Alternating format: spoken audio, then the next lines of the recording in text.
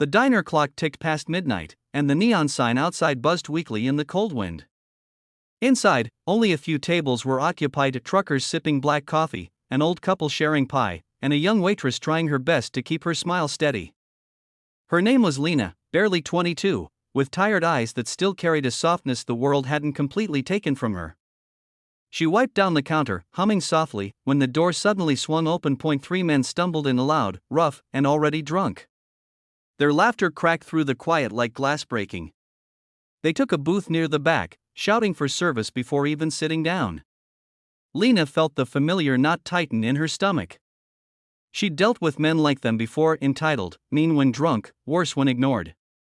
Still, she walked toward them, order pad in hand, smile shaky but brave. "Evenin', what can I get you?" she asked. The one in the middle, tall and broad with a smirk that made her skin crawl, leaned forward. "You can start by saying please, sir," he sneered, his friends laughing. "A little respect for paying customers, huh?" Lena swallowed hard. "Sure, sir. What would you like to order?" "Maybe you," the other one chuckled, eyeing her up and down. "But since that's not on the menu, how about burgers and fries? And make it quick, sweetheart. We're hungry." Their laughter filled the room again. A few other customers lowered their eyes. No one said a word. Lena scribbled the order and walked back to the kitchen, pretending not to hear the whistle that followed her. Inside, she leaned against the wall for a second, breathing deeply. "You're okay, Lena," she whispered to herself. "Just another night. Just get through it." But the night was far from over. When she returned with their food, the men's comments got bolder. One accidentally brushed her hand, another grabbed her wrist when she tried to move away. She pulled free and backed off, cheeks burning with anger and humiliation. "Come on, baby," the leader laughed, leaning back. "Don't be shy. You smile for everyone else, give us a little too." Her hands trembled. "Please, just eat your food." The diner went silent. The only sound was the sizzling of the grill and the hum of the fridge. Then the door opened again, and everything changed. The sound of boots against the floor was heavy, deliberate. A group of bikers stepped in, 6 of them, leather jackets gleaming under the fluorescent light. The leader, tall with gray streaks in his beard, scanned the room slowly. His gaze landed on Lena first, then on the men in the corner. He noticed the fear in her eyes before she could hide it. "Evenin', darlin'," he said gently to her. "You okay?" She nodded, too fast. "Yeah, fine. What can I get you?" He didn't answer. He looked past her. "Boys," he said, his voice low and calm, "I think we got a problem at that table." The thugs went silent for the first time that night. One of them tried to laugh it off. "Hey man, we're just having fun. Ain't that right, sweetheart?" But Lena didn't speak.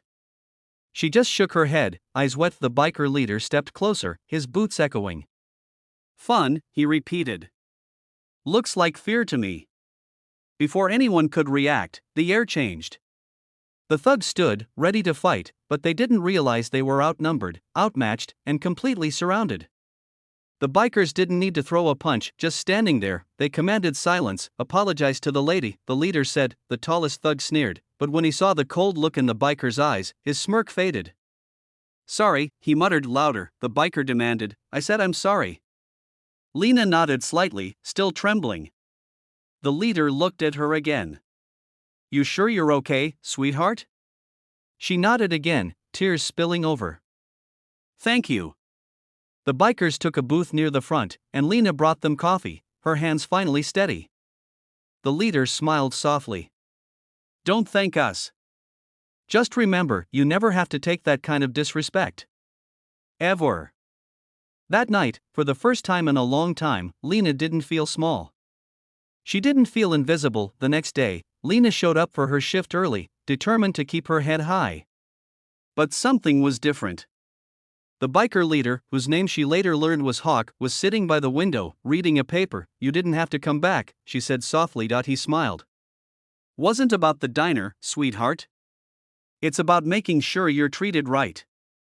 They talked a little that morning. Hawk told her his club wasn't about trouble, they looked out for people who couldn't always stand up for themselves. The world's got too many loud bullies, he said. But sometimes, all it takes is one person to say enough. Lena thought about that long after he left. That night, when another rude customer raised his voice, she didn't shrink back. She met his eyes and spoke firmly. You can treat me with respect, or you can leave. The man blinked, surprised, and quietly paid his bill. Weeks passed. The bikers became regulars at the diner, but not because of the food. They came to check in, to make sure the place stayed safe. Lena grew stronger, more confident. The same customers who once ignored her now smiled and spoke kindly, but one night, when a new manager told her she'd never be more than just a waitress, Lena smiled instead of breaking down. Maybe, she said, but I'm one who doesn't let people walk over her anymore. Outside, she saw Hawk's bike parked across the street. He gave her a nod, proud and quiet. That night, as the neon sign flickered above the diner again, Lena looked up and looked at her reflection in the glass. She wasn't just a waitress anymore, she was proof that kindness, courage, and self-respect can outshine cruelty, and somewhere in the dark parking lot, the sound of engines starting echoed like a promise that no one fights alone.